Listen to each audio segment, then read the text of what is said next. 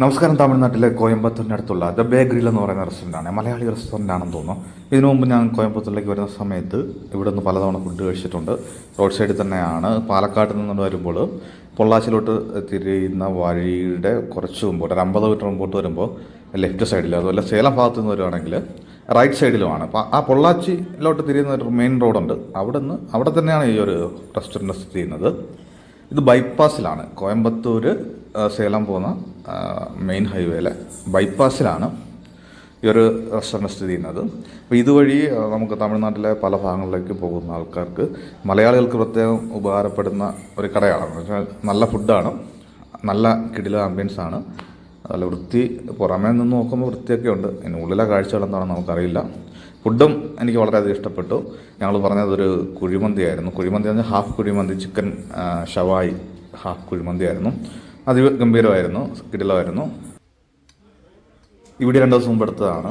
ആ സമയത്ത് വോയിസ് കൊടുത്തതല്ല, ഇപ്പോൾ എഡിറ്റ് ചെയ്യുന്ന സമയത്താണ് വോയിസ് കൊടുത്തുകൊണ്ടിരിക്കുന്നത്. അതുകൊണ്ടാണ് ഞാൻ കഴിക്കുന്നതിന് മുമ്പ് തന്നെ, വീഡിയോയിൽ കഴിക്കുന്നതിന് മുമ്പ് തന്നെ നല്ല ഫുഡാണെന്ന് പറഞ്ഞത്. ആൾക്കാരെ ബോറടിപ്പിക്കാതിരിക്കാൻ വേണ്ടിയാണ് പറഞ്ഞത്.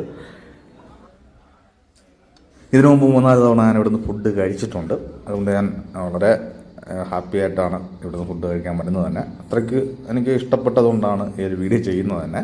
അപ്പോൾ നിങ്ങൾ ബേക്കറിയിൽ റെസ്റ്റോറൻറ്റിൽ നിന്ന് ഫുഡ് കഴിച്ചിട്ടുള്ളതാണെങ്കിൽ നിങ്ങളുടെ അഭിപ്രായങ്ങൾ തീർച്ചയായിട്ടും കമൻറ്റായിട്ട് രേഖപ്പെടുത്തുക.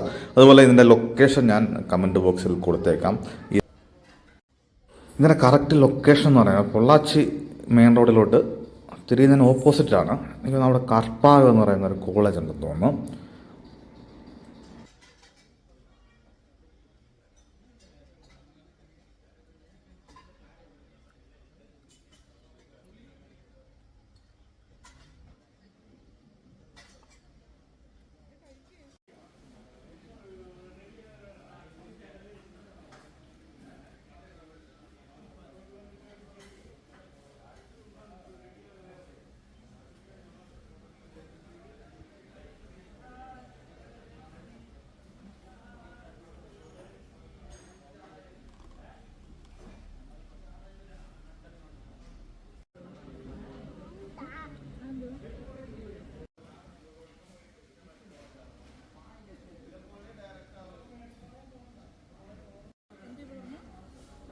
ഇരിക്കുമ്പോൾ തന്നെ എന്തായാലും പറയാൻ ആലോചിക്കണം.